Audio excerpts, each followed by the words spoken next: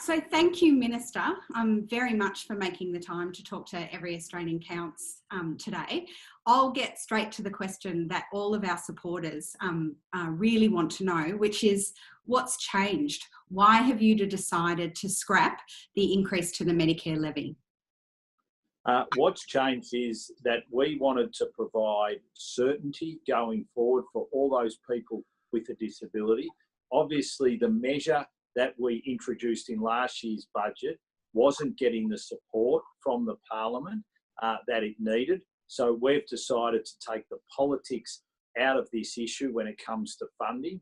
We have now, due to our strong economic management, the ability to fully fund the NDIS from the budget. So that's what we're going to do. And now the focus rightly can be on implementing the NDIS. So one of the biggest concerns that people with a disability and their families have about scrapping the Medicare levy is that while the budget may look good this year, it may leave the NDIS unfunded in future years. So our supporters really want to know, what's the plan? How can we really be sure that the NDIS is going to be fully funded in the future? Because the budget will show that it will be fully funded, and that will be very clear. You have a commitment from the Prime Minister, from the Treasurer, from myself, that it will be fully funded. And also the Labor Party have said that they will fully fund the NDIS. So just like we fund defence, just like we fund Medicare, we are funding the NDIS. It will come out of consolidated revenue, but the money is there, it will be there, it will be fully funded, end of story, period. So lots of people with disability and their families have told us that that they're worried that they'll be left in limbo, and that we will have to fight for funding year after year after year. So what do you want to say to them? What's your response to them? You won't have to do that. The funding is committed. It is there in the budget. It will be there in the budget. What I want everyone to focus on now is the implementation of the NDIS. This is the biggest social reform that this country has carried out since the introduction of Medicare. We need to focus on getting it right. It is a huge undertaking, and we need everyone focused on that element of it now. So in my view, this is great news. We've taken the politics out of funding. We now all can focus on rolling the scheme out. And we all know that that's going to be a big undertaking. We've got to get it right, but we're going to need all the help and support that we can to make sure we fully implement in a way that the NDIS lives up to its ideals. So we've heard your commitment to fully funding the scheme, and we've heard from the Treasurer, but obviously people are worried. Sometimes the devil is in the detail. When are we going to hear more about what the detailed plan is to fund it in the future? So that will be all laid out in the budget. It will become very clear that on the budget forecast that the money is there to fund the NDIS. And that will be backed by guarantees from the Prime Minister, from the Treasurer, from myself, saying it's fully funded. Let's not worry about that element of it now. Let's get the implementation right. So, Minister, we were all taken a little bit by surprise by the events of this week. It seems a little bit unusual that we learnt about this big change through the media. Is there a way that we can work together to improve communication between the government and people with disability, particularly about something that's as big as the NDIS? Well, absolutely. We've got to make sure we keep the communication channels open. When it comes to a decision like this, which was a budgetary decision, it is the nature in the lead up to budgets that often these announcements are made, and that the consultation has to occur while the announcement is being made. Now, my commitment to everyone in the sector as Minister is, and I was on the phone all day yesterday explaining to people why we've taken this decision, is that my door is open. I will always be consultative. I will always want to talk to you. And as we go along and fully implement the NDIS, I very much want to work hand in hand with the sector in how we go about doing that. That's great. And I think our supporters will be really pleased to hear that you want to shift the focus to how we can make sure that the NDIS really delivers for people with a disability. One of the things that people have found frustrating about all the talk about funding is that people with disability and their families are having lots of issues with the NDIS in the moment, and they want to hear more about how those issues are going to be resolved. So what's your plan? What do you have in mind to get the NDIS back on track?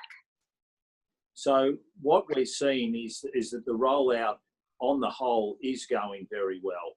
But there are some issues, especially when there is an interface between state provision of services and Commonwealth provision of services via the NDIS. What we have to do from both a federal government level and a state and territory government level is sit down and work through these complex issues. Now, I've already been able to do that with my New South Wales counterpart. There are some cases I'm working on in Victoria at the moment with my Victorian counterpart. But what we need is a commitment from all levels of government to make sure that we don't get into a blame game, but that we sit down and work through issues.